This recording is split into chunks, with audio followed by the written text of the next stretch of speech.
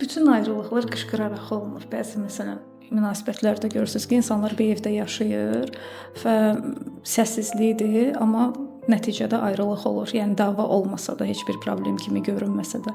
Sizcə səssiz ayrılıq nədir? Münasibətdə maksimum ehtiyatlı olmaq lazımdır. Bir insan qapını açıq qoyubsa, bir insan ünsiyyətdə qırmızı xətt göstərmədən rahat bir formada taybatay qapı ilə münasibətə giribsə, bu qarşı tərəfə o səlahiyyəti vermir ki, sən bunun yanında rahatsan deyə sən istədiyin kimi davrana bilərsən. Özümüzə aid eləyir də təbii ki bu sözü. Münasibətdə etika, hörmət sözü çox köhnəlidir. Hörmət yox, münasibətin zərif bir etikası var. Məsələn, məhrəmindən belə öz məhrəmin olmalıdır. Yəni, bura uşağa aiddir, həyat yoldaşa aiddir, qohumların ünsiyyəti, fərqi yoxdur. Sevgilin olsun, bir partnyor, hər bir halda bir münasibət baş veribsə, orada nə qədər mən sənin yanında olduğum kimiyəm demək, bu demək deyil ki, bütün sərhədləri sözlənmi, davranışlanmı aşmaq olar. Və çox maraqlıdır ki, belə bir ünsiyyət görürük ki, bu tökür, o yığışdırır. O qışqırır, bu bağışlayır. Ancaq qarşı tərəf verimcildir. Yəni görürsən ki, komfort yaradıb sevdiyinə, ürək istədiyi şey eləyə bilir, tamamilə azad bir formada.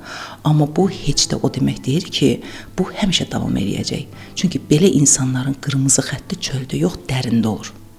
Onlar qırmızı xəttlərini o qədər dərində özünə məhrəm saxlayıb ki, o qapı taybataydı və mən burada qırmızı xətt görmürəm, ürəyim istədiyi kimi davranmağa başlayıram. Bu qışqırıqla ola bilər, bu bir sözlə ola bilər, bu bir normanı aşan qısqanclıqla ola bilər, bu bir tələblə ola bilər, bu bir zövqünü yoxa saymaqla ola bilər. Davam eləyir, ən dərin yerə qırmızı xəttə toxunanda başlayır səssizlik. Çünki onlar ədəbsiz olmurlar.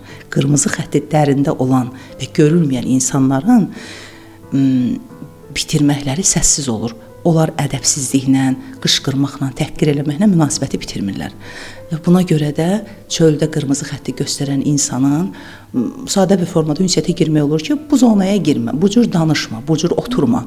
Bu zahirdə baş verir və bu münasibətlər onsuz da bir diplomatik əlaqələr kimidir. Amma dərində olan qırmızı xəttə toxunmadan bir insanı maksimum xoşbəxt eləmək mümkündür. Çünki o insanlar özləri xoşbəxt eləmək üçün ölürlər.